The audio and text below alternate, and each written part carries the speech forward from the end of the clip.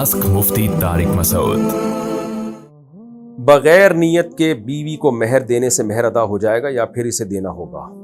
बगैर नीयत के भी मेहर अदा नहीं होता और बीवी को बताए बगैर देने से भी अदा नहीं होता। आप बताएंगे कि मेहर की रकम दे रहा हूँ और वो एज ए मेहर एक्सेप्ट करेगी तो वो अदा होगा, वरना तो हर आदमी बीवी को जेब खर्ची तो दे रहा होता है। मरने से पहले बोले कि बेगम मैंने जितनी पॉकेट मनी दी थी वो सारा मेहर हो गया, तो बेगम बोलेगी हम तो मेहर समझ के नहीं लेते रहे उसको। तो जब मेहर दिया जाए उसको बीवी को बताया जाए कि ये बेगम मेरे ज़िम्मे जो मेहर की रकम थी ये मैं दे रहा हूँ और अब मेहर ख़त्म हो गया। तो जब तक ये इस तरह वजाहत नहीं करेगा वो रकम मेहर नहीं कहलाएगी, वो गरीबी कहलाएगी। क्या बहनोई और साली और घरवाली एक ही कमरे में सो सकते हैं, एक ही कमरे में रह सकते हैं? नहीं रह सकते। साली का पर्दा है बहनोई से, जायज़ नहीं है एक साथ रहना। अगर ज़कात 7.5 तोले सोने पर है तो इस दौर में 5,000 रुपये तोला सोना था और अब तकरीबन 3 लाख रुपए तोला है, तो इस पर थोड़ी रोशनी डालिए। रोशनी किस पे डालनी है? आपने तो रिपोर्ट पेश की है कि उस वक्त ऐसा था अब ऐसा है।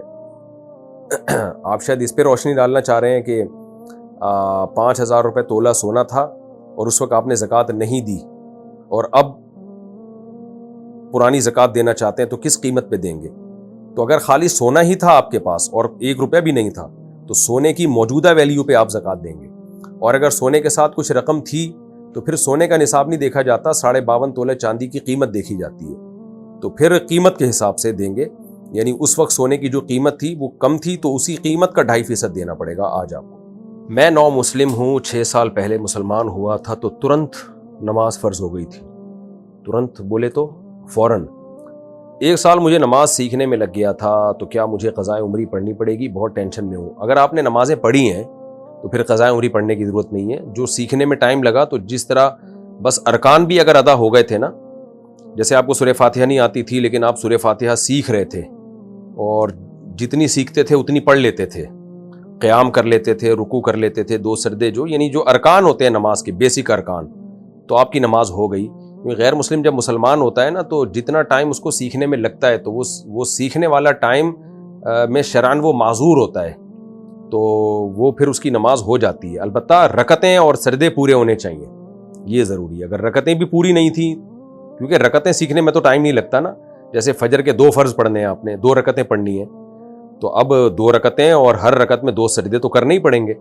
सीखने में टाइम लगता है, तहियात को सीखने में और सूरह फातिहा और कुरान की कोई सूरत को सीखने में टाइम लगता है। तो इस सीखने में जो टाइम लगा, तो इसमें जिस तरह भी आपने पढ़ ली आपकी नमाज अदा हो गई है। तो जो नमाजें पढ़ ली हैं जैसे तैसे भी पढ़ी हों, उनको लौटाने की ज़रूरत नहीं है। जो पढ़ी नहीं सिरे से, तो वो तो बहरहाल आपके ज़िम्मे है, फिर उस पर तौबा इस्तिग़फ़ार भी ज़रूरी है। जब भी कोई गैर मुस्लिम मुसलमान होता है ना, तो उसको नमाज में कितना हिस्सा सिखा देना चाहिए फ़ौरन, ये खूब समझ लें। जैसे इस्लाम में दाखिल हो, उसको सबसे पहले जो नमाज का टाइम हो, जैसे कोई गैर मुस्लिम असर के टाइम पे मुसलमान हुआ है तो उसको फ़ौरन बता दें, भाई अब असर की नमाज आपने पढ़नी है। तो कैसे पढ़नी है? ज़ाहिर है उसको तो नहीं आती, उसको वज़ू करा दें, भाई इस तरह से वज़ू करना है, और ये बता दें असर की 4 रकतें होती हैं, और 4 रकतों में क्या है? क़याम है, रुकू है, सजदा है, 2 सजदे हैं। इस तरह से इतना भी, यानी अल्लाहु अकबर कह के नीयत बांध ले और फिर इस तरह से नमाज पढ़ ले। हाँ, टाइम उसको लगेगा सूरह फातिहा सीखने में। तो सबसे पहले जो चीज़ गैर मुस्लिम को याद कराई जाएगी वो है सूरह फातिहा।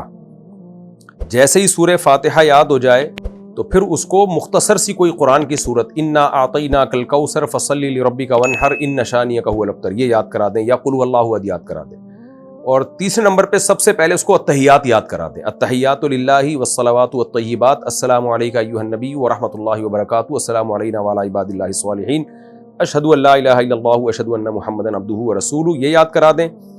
और तकबीर तहरीमा यानी नमाज की नीयत बांधनी अल्लाहु अकबर कह के, और नमाज ख़त्म करनी अस्सलामु अलैकुम व रहमतुल्लाह। इतना उसको आ गई ना तो बस फ़र्ज़ अदा हो जाएगा उसका। फिर बेशक रुकू सजदे की तस्बीहात ना भी पढ़े तो नमाज हो जाती है इससे। रुकू सजदे की तस्बीहात सीखता रहेगा आराम से, सुबहान रब्बियल अज़ीम, सुबहान रब्बियल आला। तो नमाज का जो एक ढांचा कायम हो जाता है ना, वो इतना सीखने से भी हो जाता है। तो जब भी कोई गैर मुस्लिम मुसलमान हो, आपने क्या सिखाना है? सबसे पहले उसको कहना है, भाई अभी वाली नमाज पढ़ो, वज़ू करा दें, बेहतर तो ये गुस्ल करा दें उसको। सुन्नत यही है कि नबी सल्लल्लाहु अलैहि वसल्लम जब कोई गैर मुस्लिम मुसलमान होता था गुस्ल का हुक्म देते थे। तो अगर हालत जनाबत में है तो फिर तो गुस्ल फ़र्ज़ है, तो गुस्ल करा दिया उसको, اور فوراً بولا بھائی آپ نے اب وقتی نماز پڑھنی ہے کیونکہ نماز قضا نہ ہو. اب وہ کیسے پڑھے گا؟ آپ بتا دیں بھائی عصر کی نماز ہے 4 فرض پڑھ لو. بھائی مجھے تو فاتحہ نہیں آتی، کوئی بات نہیں، فاتحہ سیکھتے رہنا، ابھی صرف ایسے کر لو، اللہ اکبر کہہ کے نیت باندھ کے کھڑے ہو جاؤ. اگر جماعت کی نماز ہو رہی ہے تو جماعت میں شامل کر لیں اس کو، پھر تو بولیں بھائی بس اللہ اکبر کہہ کے پیچھے کھڑے ہو جاؤ اور امام جو کچھ کر رہے ہیں آپ اس کے ساتھ ساتھ کرتے رہو. اللہ اکبر کہہ کے نیت باندھنا ہے اور السلام علیکم ورحمۃ اللہ کہہ کے نماز ختم کرنی ہے. یہ 2 لفظ تو فوراً سکھا دیں، اور پھر تیسرے نمبر پہ سورہ فاتحہ سکھا دیں اس کو، اور قل اللہ سکھا دیں اور التحیات سکھا دیں. تو ساری زندگی اتنی بھی پڑھتے رہے گا نا تو نماز اس کی ہو جائے گی. انڈیا سے کسی نے پوچھا ہے کسی کے دل میں محبت کیسے ڈالیں، کوئی وظیفہ یا قرآن کی کوئی صورت ہے تو پلیز بتا دیں. حلال محبت دل میں ڈالنی ہو تو اس کے لیے دعا ہے. حلال محبت سمجھ شوہر کی محبت دل میں ڈالنی ہے کہ شوہر مجھ سے محبت کرے، باپ مجھ سے محبت کرے، ماں مجھ سے محبت کرے. گرل فرینڈ بوائے فرینڈ کی محبت کے لیے وظیفے پڑھنا حرام ہے، ناجائز ہے. تو شوہر کے لیے جائز ہے، یا بیوی محبت نہیں کرتی شوہر سے تو شوہر تو کوئی وظیفہ کچھ بس دعا مانگیں اللہ سے، بہتر تو یہی ہے. تو یہی ہے بس. اگر سسرال میں رہنے میں مسئلے مسائل ہو رہے ہوں اور الگ رہنے کی یا مسائل حل ہونے کی کوئی صورت بھی نہ نظر آ رہی ہو تو کیا کرنا چاہیے؟ کن صورتوں میں طلاق کی طرف جانا چاہیے، کن صورتوں میں کمپرومائز کرنا چاہیے، کیا سوچ کر صبر کرنا چاہیے؟ ہر صورت میں کمپرومائز کرنا چاہیے، صرف ایک صورت میں کمپرومائز نہیں کرنا چاہیے کہ بالکل ہی اتنا زیادہ حالات خراب ہو جائیں کہ حدود اللہ پہ قائم رہنا مشکل ہو، ایک دوسرے کو مار دھاڑ شروع ہو جائے، ڈپریشن میں جانا شروع ہو جائیں، ڈپریشن کی گولیاں شروع ہو جائیں. یہ حالت اگر ہو گئی ہے تو پھر علیحدہ گھر لینا چاہیے، وہ بھی نہ ہو تو پھر علیحدگی کی طرف جانا چاہیے. جب تک ایسی کنڈیشن نہ ہو تو کمپرومائز ہی کرنا چاہیے. جب بچے بڑے ہو جاتے ہیں نا، میاں بیوی کے جھگڑے ختم ہو جاتے ہیں. شروع میں سب کے یہاں جھگڑے ہی ہوتے ہیں آج کل، تو اس لیے کمپرومائز ہی کرنا چاہیے، علیحدگی کی طرف نہ جائیں. علیحدگی کی صورت میں مسائل اور کم نہیں ہوتے، بڑھ جاتے ہیں مسائل. کیا بہن بھائی ایک دوسرے کو زکوٰۃ دے سکتے ہیں؟ جی دے سکتے ہیں اگر غریب ہیں. روزانہ 160 کلومیٹر سفر کرنا ہو تو نماز کیسے ہوگی؟ اگر شہر سے باہر نکل کے 160 کلومیٹر جانا ہے تو 78 کلومیٹر جانا کا ارادہ ہو تو سفر مسافر کہلاتا ہے ایسا آدمی. تو 160 تو 78 سے زیادہ ہے. تو جیسے ہی اپنے شہر سے باہر نکلیں تو آپ 4 کے بجائے 2 رکعت پڑھنا شروع کر دیں، لیکن مغرب کی نماز اور وتر پورے ہوں گے.